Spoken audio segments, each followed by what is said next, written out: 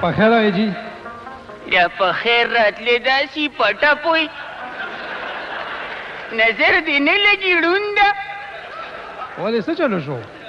نو په رښتیا پټه پوی دې ته ته وګوره دې مخ نه مې 62 ماډل رکشه جوړه شوې ده.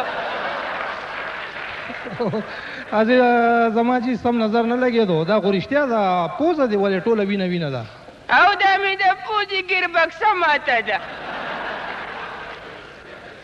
دا چا سره یې جګړه کړې ده؟ نو په غیرت او په عزت خو هم زما غوندې زلمي وال خوري. نه نه جی دا خو زبادره نښه ده خو دا جګړه دې چا سره کړې ده؟ ښځې سره.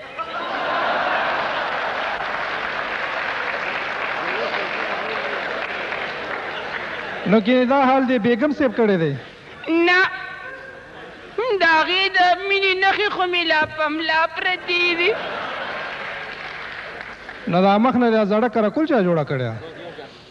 دا مې خواښې ښکل کړې او د اختر مبارکي را کړې ده. هسې دا خو در سره ډېره ناجایزه کړې ده. بل جي 10 کاله پورې مې د اختر مبارکۍ ته حاجت نشته. نه خو پته لګي. نو لالا زم ډېر غیرتي ځوانم زم ورته میدان کې ودرېدم ما یو خواښې او سخره ای زما د وړو مور مې که تاسو کې لږ عزتي لږ غیرتي لږه پښتو وي او لږ درونوالی دکي نو نو نو نو نو نو نو نو څه مې دا دې ما منډه کې او ما راواړوې. هسې ډېره غټه بهادري دې کړې ده. نو آخر پښتو هم څه شی دی لالا؟ دا راته ووایه چې دا جګړه دې په څه کړې ده؟ یاره لالا دا خو مې د قربانۍ په څاروي کړې ده. ها څنګه؟ نو لالا سخر مې ویې ما په 50,000 باندې څاروي اخیستې دي 50,000 پکې ستا حصه ده نو 50,000 حصه مې لالا ورکړه. نه ښه دې وکړه. نو چې د اختر په ورځ مې کتل نو د پیشو مرسخې یې په ترخ کې نیولې.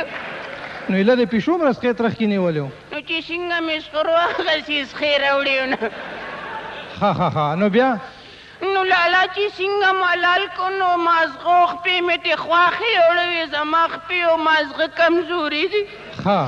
که پاک مولا رب العالمین د مازغو د خپو نه خلاصه کړي.